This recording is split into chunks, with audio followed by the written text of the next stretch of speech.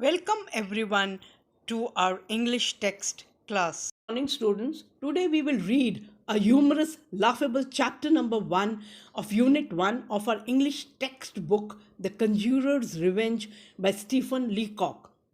Children, we know that Conjurer is the master of magic show who uses manual dexterity or craftiness using hands and illusion. He gives a perfect finish to each and every trick which makes or marks his career as a magician.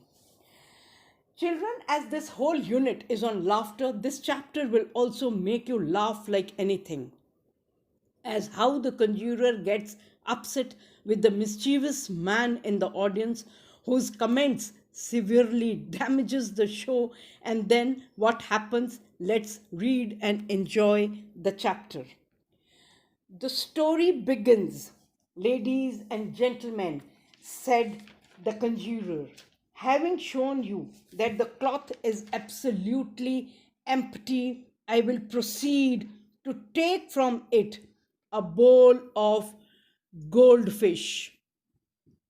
Bibido, bobido, boo, sham, ham, forash.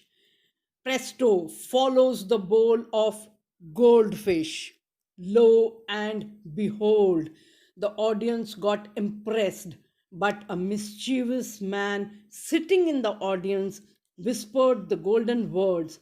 He had it up his sleeve, which meant that whatever things the magician was showing in his tricks were hidden up his sleeve. Children, till now the conjurer was unaware of the quick man's intentions. My next trick, said the conjurer, is the famous Hindustani rings. You will notice that the rings are apparently separate, said the conjurer, but at a blow they all join. Abracadabra, sham, ham, forash, clang, clang, clang. The audience was really impressed, but the general buzz of amazement was swiped away by the same dialogue of the quick man. He has it up in his sleeve. Now, children, the conjurer's brow was clouded, which means that he started getting upset as he sensed that something was wrong in the audience. I will now, he continued, show the most amusing trick by which I am unable to take any number of eggs from a hat. Will some gentleman kindly lend me his hat? Ah, thank you, presto.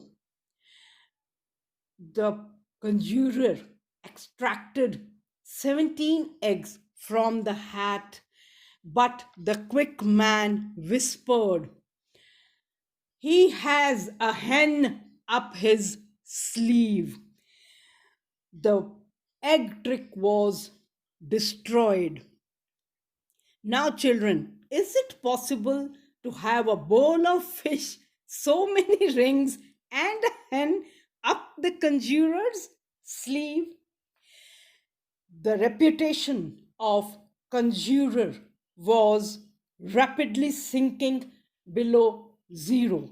At the close of the evening, he made a final effort.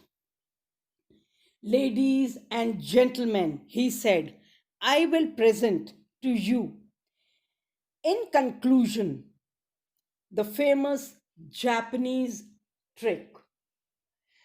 And now, children, comes the twist in the story. The conjurer decided to take a revenge. He made a final attempt to woo the audience.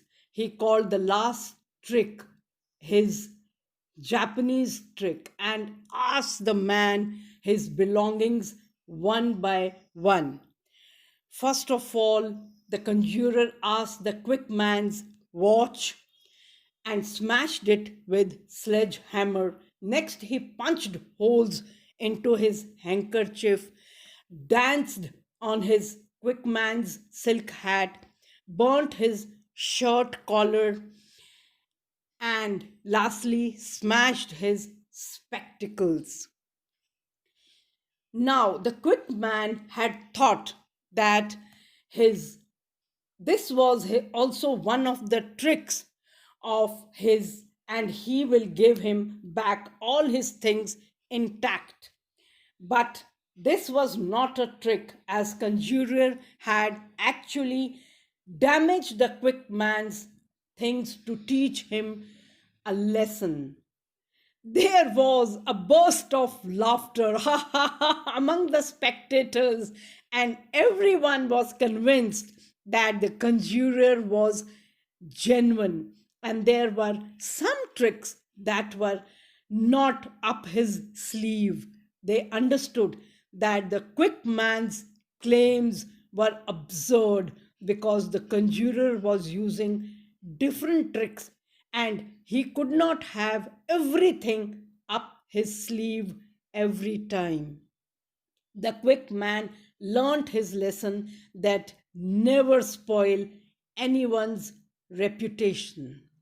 Children, I hope you must have enjoyed this lesson. Stay connected, stay protected.